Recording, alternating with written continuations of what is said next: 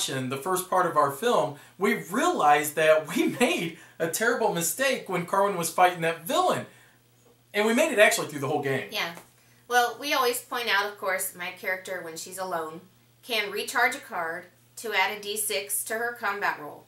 And she can always do this, whether it's regular combat or dexterity with a weapon, without a weapon. But she can also discard the card to add an additional d6. Yeah, so you I would could have had an additional d6. That would have given her 2 d8s and 2 d6s. And 2 d6s. Certainly would have probably been enough. She rolled a 9, that would have definitely given her a 10 for a fact. But hey, we're ready for the second part, aren't we? Let's try to see if we can get this guy in this part. Let's go. We're going to get him. I'm wondering if I should do it so I can try to get down to my weapons. I wouldn't worry about it. They'll come. Alright, I'll go ahead and take my turn then. So I'm going to go ahead and play. It's the Blessing of Gorm. It says discard this card to add 2 dice to a strength-based combat check. Well, that's fantastic because that's me. Oh! And look who I found. Hello, you. That was easy. Hello, you. Okay, well, this is great. So, I naturally roll a d10 for my combat.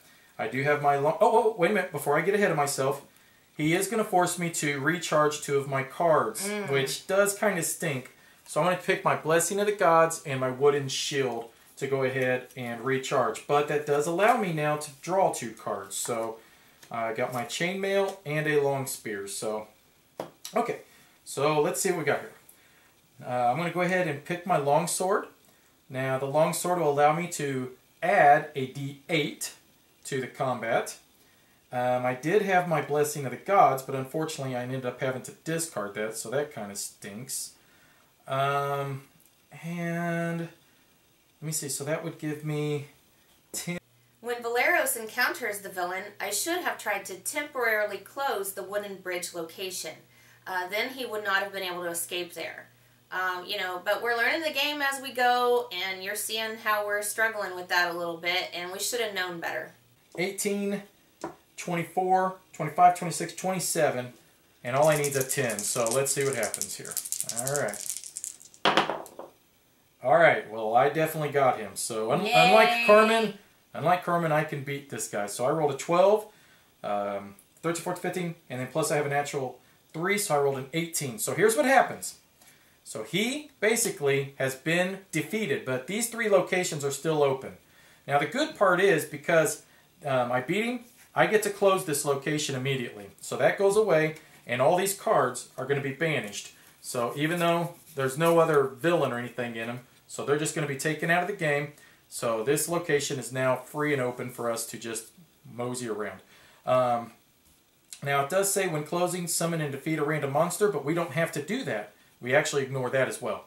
So what happens is that we are going to take 3 blessings out of the box. Whoops, three random ones. And we're going to mix him, I'm sorry, just 2, because there's just 2 locations still open. And we're going to take him with these 2 random blessings. And just like what we did with the other blessings, we're going to shuffle them. You know, I would have been able to use that too if I had that Blessing of the Gods. Man, I'd have been able to really whoop him up. And go ahead and reshuffle each one of these piles again. So go ahead and just shuffle that one. Now this woods and this waterfront have had 2 extra cards added to them now, so that kind of stinks in a way. And then that will pretty much end my turn, so if you want, I'll shuffle that. I'm going to go ahead and flip over your blessing, and then why don't you go ahead and proceed with your turn. A mercenary. Mercenary, combat 10. Now I should have went ahead and drawn, which I'll draw here after I'm done shuffling. The difficulty to defeat the mercenary is increased by the adventure deck number, so it doesn't apply. So it's a 10. I'll use a blessing. Okay. That means I get 2 d8s. Alright. And you're also by yourself fighting, so you can also recharge a card to add to a d6. So yes. It's probably not a bad idea. Alright. And then you don't redraw. I don't redraw. No. Okay. Go. Come on, Kerman. 4. And I can't roll worth anything. You rolled an 8. Man, Carmen, wow. Okay, so I need to start running from these guys, I guess. I guess so. You're actually Man, and you used your blessing of the gods and everything too. Wow. Okay, so you take 2 points of damage. So, yeah, great. So at least you were able to block the damage with her magic armor that she found, which that's at least a good thing. But this guy... that was only 1 point of damage. I got it. Oh, yeah? Oh, goodness. So I would keep your blessing of the gods, obviously, even though you can't seem to fight to save your life. So that mercenary will be shuffled back in. So Carmen will never get out of the wooden bridge. Dagger! Yay! Yeah, she needs that dagger. It helps her a lot. So once you see her fighting with a dagger, things definitely change to her advantage. The reason that I chose Valeros as my character, well, it's several reasons actually. I've always been, I don't know, drawn more towards either like a paladin or a fighter type character. I've never been much into like the wizard or the thief or anything else beyond that, really. I like the fact that he is so proficient in all types of weapons, armors, and it seems like a lot of the monsters that I run into deal with strength-based combat, so he can pretty well take care of himself handily. Now, that could definitely change when we get into the Burnt Offering deck, but we're not there yet, so therefore I am still feeling pretty confident about my guy. The other thing I like is that I actually like, you know, the Weapon Master title, and he's able to recharge his weapons as he uses them, which means he's not going to be losing life. But that Weapon Master just makes me think of Dritz from The Legend of Dritz, and I love that book series. He's always been one of my favorite book heroes, and just to think I could kind of carry that out, you know, in my head and play this in a game, I don't know, for me it's just kind of cool in a way. Now, neither Carmen nor I have very high arcane or magic or intelligence, but we're hoping that that's not going to come back to get us later. But for right now, I really feel like we're a great balanced team for advantage. So I'll go ahead and flip over my card, which is a Blessing of Aristal, and it says discard this card to add 2 dice to a dexterity-based combat. So now I am thinking I'll probably just go ahead and go, let's see.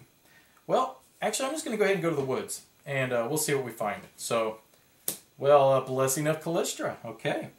Let's see. I have to do a Dexterity 4 or a Divine 5. Well, my Dexterity is a D8, so I have a 50% chance of trying to actually get this. So, let's see what happens here. Oh, got it right in front of me. I was looking for it. All right. And I rolled a 2. So, I'm telling you, that D8 stinks. We need to get a different D8 die. Yeah, that's the problem. Alright, so you ready? It's the cursed D8. Oh, alright. So basically, because this is a normal blessing of the gods, you just acquire it. Yay! And now I'm going to use it to explore again. Alright, so go ahead and flip your next card. Another blessing, because we had to add all these blessings in, so alright, so you needed a Dexterity 4. So and my Dexterity is a D12. That's right, so you got a great chance of getting this. And you did. Very good. Yay. So, Carmen, you've got a lot of blessings. Might as well just keep going. All right. You might actually get somewhere this time. Uh-oh. Well, it's over now. But she's got her dagger. She's got her dagger, and you're going to see that she fights a lot better with her dagger. So, okay. So naturally, the dagger lets her fight with her dexterity. So, that's a D12 naturally for that. Plus a D4. Plus a D4. Plus, you can also recharge a card if you like. Yes. I think I will recharge this card. Okay. Which will give her another D6. And is that it? Yep.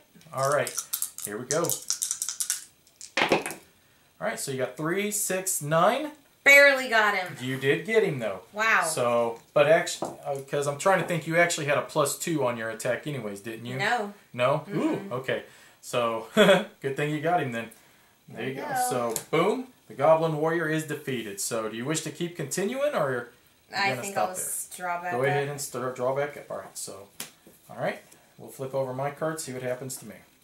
Ooh, a Goblin Commando. Before this encounter, the Goblin deals 1 ranged combat damage to you.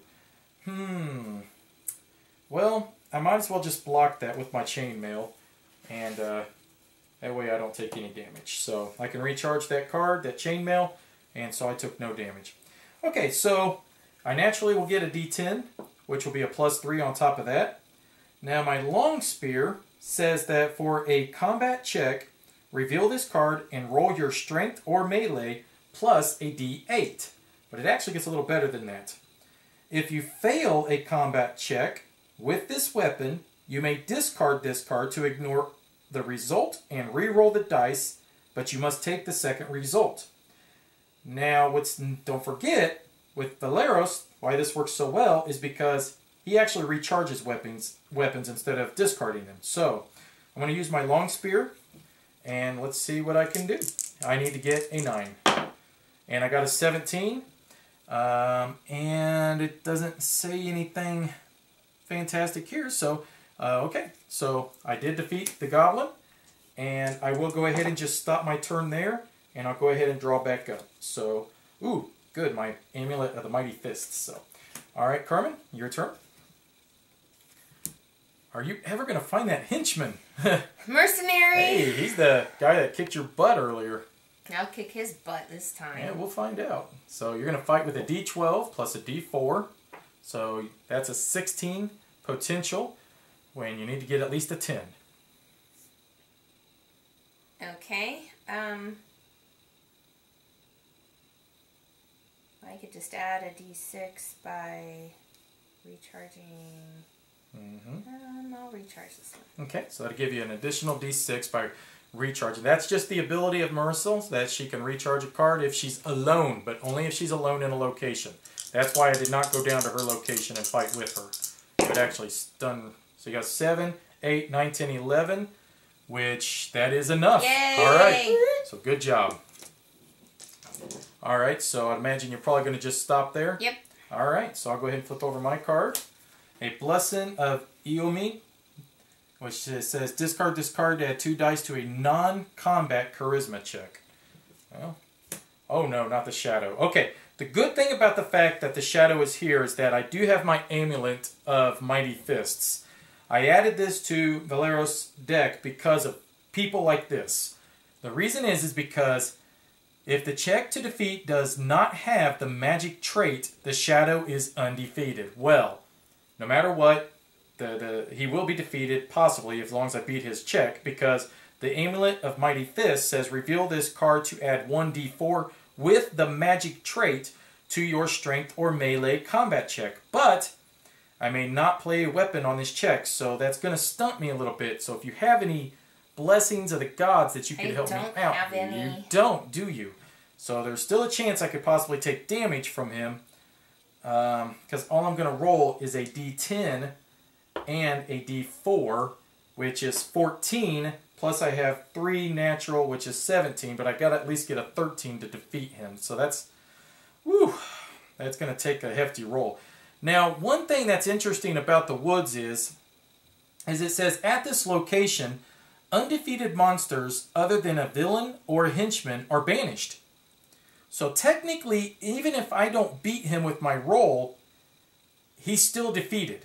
Because it says here they must be banished anyway. So I am not going to use my Amulet of the Fists. I'm actually just going to go ahead and try to go with as much strength as I can. And I'm going to go ahead and use my long spear instead. That way I could possibly re-roll the dice if I have to.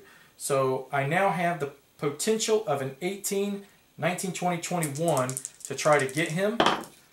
And I rolled a 12, which plus my natural 3 does give me enough to defeat him. Now, the problem is, though, I did not have the magic trait, so it says that he is undefeated. However, right here it says, at this location, undefeated monsters other than villains or henchmen are banished, so therefore the shadow is banished. So, I'll go ahead and keep my spear, and now I will go over to you, Carmen. Now, one thing to keep in mind is we're down to 1, 2, 3, 4, 5, 6, 7, 8, 9, 10 cards. Whoops, flip Carmen's over. We only have 9 cards left in this, our timer. We are running out of time. We need to get this ball rolling here. So, okay, so you got the Night Watch. So, Charisma Diplomacy is probably what you're going to end up having to use. Which you are a D6. I am a D6 on both Wisdom and Charisma. I have this card. Recharge this card to add 1 D6 to your Intelligence or Wisdom check. Well, it is a Charisma Diplomacy or a Wisdom Perception. So, did it say Wisdom on there? Yes, so you're fine. This one would add a d6 to my dexterity or charisma. Oh, well, that's a better chance because you only need a 6 with that then. Yeah, so... Alright, so go ahead and recharge him. And you got a 6. So you did pick up the Night Watch. Good job. Okay. And I would probably say you need to spend one of your 2 allies and go ahead and explore again because we're running out of time here. Discard this card to explore. Okay. Oh, goodness, I was hoping it was a henchman. A snake. Okay, so... I don't know why we keep saying henchman, that we're expecting the henchman to show up, because we know for a fact the henchman is not in this location. The villain was initially in this location. And you got that card as well. Excellent. So you did have to discard her, though, to be able to do that, right? Or is it recharge? It's recharge. Okay, excellent. Well, you want to go ahead and use your snake to go ahead and explore that last spot? The snake doesn't work for that. No? I could use the blessing, but the blessing adds 2 dice to a dexterity-based combat, so that's pretty good. Okay. All right. Well, why don't you go ahead and just save that then, and then I'll go ahead and take my turn, and we'll see what I find in my location. So, all right. Oh, a blessing of Gorham. So I have to do a strength of 4. Well, that's not so tough for me. Let's hope. Watch, I'm going to fail. Nope, I do not. So I do go ahead and pick up the blessing of Gorham. So this says, discard this card to add 2 dice to a strength-based combat check. Well, I definitely want that. So I'm going to hang on to it. And I'm going to have to discard one of these items, though. I'm going to go ahead and discard my Amulet of the Mighty Fists, because I think I'd rather have that. Now I'm going to go ahead and discard my Sage, so that I can go ahead and explore here again. Oh, yes. Good. Good. Perfect. This could not have been better timing. Now, the one thing is, though, is the bandit says that before this encounter, recharge a card of your choice from your hand. So I am thinking I will recharge my mace, but that does allow me to draw a card immediately. So I went ahead and drew a guide. So, and, ooh, I should not have discarded her. Goodness, that's why I had her, was for that wisdom check. I forgot. Okay, but that's all right. That's all right. Maybe we'll see if I can try to still succeed somehow. All right, so I just need to beat this guy up. So I will go ahead and use my long spear. So that'll give me my normal strength, a d10 plus a d8. And now I go ahead and just see if I can beat an 8 with that. So my long spear will let me re-roll if I don't, but I did. So he is defeated. And now I have the opportunity of shutting down this location. Now that's where I screwed up. I should not have used my Sage to explore because I needed to succeed at a wisdom or survival check. But I did have something else here. I got lucky and I drew my guide. This was all luck, okay? My guide allows me to add a d10 to a survival check. So, you know, we'll see if this will actually do me any good. But I recharge her and I do not have any other survival check other than this. So I have to get a 6. With this, if I do, I have successfully... You don't have any survival? No. No, I do not. I have no survival at all listed on my character, unfortunately. So, all right. Yes! So, I totally forgot on this that if you don't actually have this skill, you actually get to automatically roll a d4. So technically, I should have been able to roll a d4 and a d10. But hey, I made it anyways, right? Go ahead and close that location down. And Carmen has got 1 card there, so we know that this location is probably going to be closed down this turn. So, Carmen, go ahead. It's your turn. It's a blessing. All right, so that's going to end this segment. We've got part 3 that is rendering and should be live sometime Friday, Saturday. I don't know. But, yeah, this is going to be a nail-biter. Now, we left you off. Carmen was faced with a blessing challenge. It was the blessing of Irari, and it took a divine or an intelligence check for her to obtain it, and... I'm special! She's special! She failed miserably at that, but that did clear that location, and what was she able to do? A dexterity check! Which shut down the location. Yes.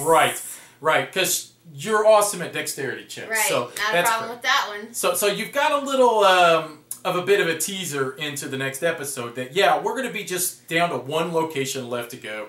But we are running out of time. Oh, we are running out of time. It's all about the time. And now Carmen's going to be fighting in the same location as me, which is kind of scary. Yeah. Because then I lose my ability to use the D6. And to discard the card or you know, recharge it. Because we discard. never remember to discard it. But, you know, guys, we've made so many mistakes and we have nobody to kick but ourselves to putting ourselves in this situation. I mean, really, this is our own fault. We should have been trying to close down locations. We should have been doing a lot more things to try to help ourselves. So now we're down to a nail biter. Yeah, it is, guys. I can't wait for you guys to see the next episode. Honestly, it is. It's got a fantastic ending. So. Good or bad. It's fantastic ending, so. But I don't want to ruin it. We're going to have it ready for you guys here in the next couple of days, so. Check it out. Yeah, thanks for watching. Bye-bye. Bye-bye.